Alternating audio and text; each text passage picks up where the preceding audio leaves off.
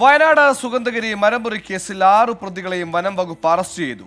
പ്രതികളുടെ മുൻകൂർ ജാമ്യാപേക്ഷ കൽപ്പറ്റ ജില്ലാ പ്രിൻസിപ്പൽ സെഷൻസ് കോടതി തള്ളിയതോടെയാണ് ഇവരെ പിടികൂടിയത്.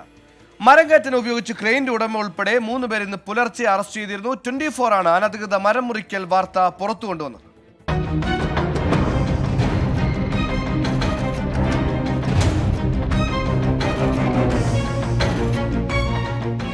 വാര്യാട് സ്വദേശി ഇബ്രാഹിം, മീനങ്ങാട് സ്വദേശി അബ്ദുൽ മജീദ്, മാണ്ടാട് സ്വദേശി ചന്ദ്രദാസ്, മണൽവയൽ സ്വദേശി അബ്ദുൽ നാസർ, കൈതപ്പുഴ സ്വദേശി അസൻകുട്ടി, എരഞ്ഞിക്കൽ സ്വദേശി ഹനീഫ എന്നിവരാണ് പിടിയിലായത്.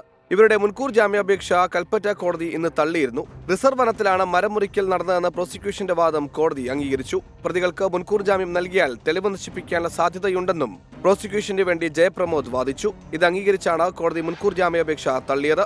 അതേസമയം കേസിൽ 3 പേരെ പോലീസ് ഇന്ന് അറസ്റ്റ് ചെയ്തിരുന്നു. മരം കടത്താൻ ഉപയോഗിച്ച ക്രെയിൻ ഓപ്പറേറ്റർമാരും ട്രാക്ടർ ഡ്രൈവറുമാണ് പിടിയിലായത്. കനിയാമ്പറ്റ സ്വദേശി പ്രിൻസ്, വൈത്തിരി സ്വദേശി അബു തോഹിർ, കോഴിക്കോട് സ്വദേശി സുധീർ കുമാർ എന്നിവരെയാണ് കൽപ്പറ്റ റേഞ്ച് ഓഫീസർ നീതുവിന്റെ നേതൃത്വത്തിലുള്ള സംഘം പുലർച്ചെ അറസ്റ്റ് ചെയ്തത്. 20 മരങ്ങൾ മുറിക്കാൻ അനുമതിയുടെ മറവിലാണ് 100-ലേറെ വൻമരങ്ങൾ മുറിച്ചു കടത്തിയത്. സംഭവത്തിൽ സെക്ഷൻ ഓഫീസർ ചന്ദ്രനടക്കം 3 പേരെ വനം വകുപ്പ് സസ്പെൻഡ് ചെയ്തിരുന്നു. സംഭവത്തെക്കുറിച്ച് വനം വകുപ്പിന്റെ പ്രത്യേക സംഘവും അന്വേഷണം നടത്തുന്നുണ്ട്. 24 വയനാട്.